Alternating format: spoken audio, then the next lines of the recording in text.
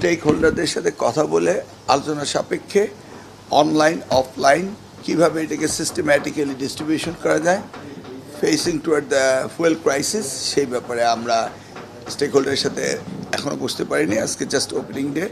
আমরা কাল পরশু স্টেক হোল্ডারদের সাথে বসে এই বিষয়ে আমরা সিদ্ধান্ত নেব এবং সেটা আমরা ক্যাবিনেটে অবগত করব।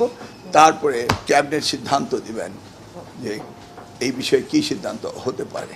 মানে এই সপ্তাহে সিদ্ধান্ত আসবে বিষয়টা? হ্যাঁ, হতেই হবে।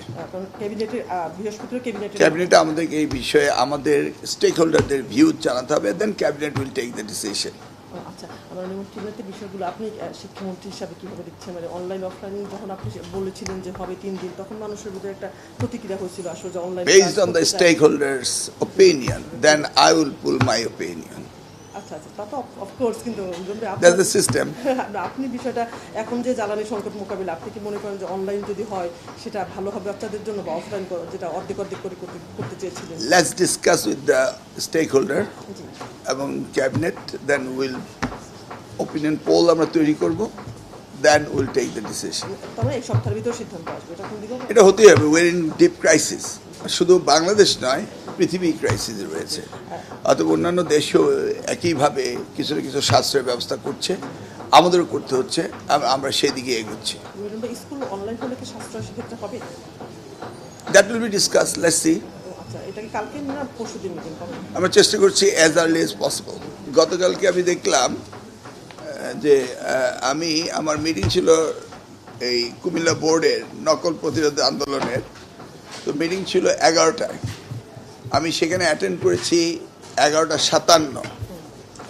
পত্রিকায় নিউজ হচ্ছে মন্ত্রী 3 ঘন্টা দেরি করেছেন। স্ট্রেঞ্জ, আজকালকার দিনে সাংবাদিকরা হঠাৎ করে স্ট্রেঞ্জ নিউজ তৈরি করেন। স্ট্রেইট বললাম যে এই বছর যদি 0 পাস করে, মানে ফেল করে, মানে পাস করে, 0 পাস করেনি, শিক্ষকরা দাবি করলো যে এই বছর তাদের গ্রেস দেওয়া হোক। কারণ যদি একসাথে দুইটাকে আনেন সাইমultaneously, পাসও করতে হবে, নকলও বন্ধ করতে হবে, এমন অনেক প্রতিষ্ঠান আছে তাদের এমপিও ক্যান্সেল হয়ে যাবে 0 পাস করলে। তো তারা গ্রেড চেয়েছে, যেহেতু দে ওয়ার নট প্রিপেয়ার্ড, যে আমরা আগে থেকে জানতাম না নতুন গভর্নমেন্ট হবে, নতুনভাবে নকল প্রতিরোধে স্টুপুলেট করা হবে, সেই জন্য তারা আমাকে দাবি করলো যে এই বছরটা আমাদেরকে গ্রেস দেওয়া হোক। আমাদের যদি কোনো প্রতিষ্ঠানে ফেল করে সব 100%, তারপর আমাদের এমপিও ক্যান্সেল করবেন না।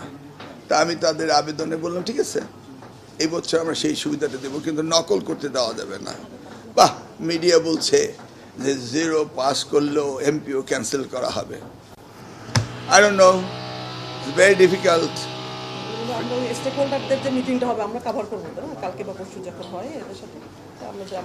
না, প্রবাবলি স্টেক হোল্ডারের ডিসিশনের পরে ক্যাবিনেটে যাবে, ক্যাবিনেটে হওয়ার পরে ক্যাবিনেট এটাকে প্রেস কনফারেন্স করবে।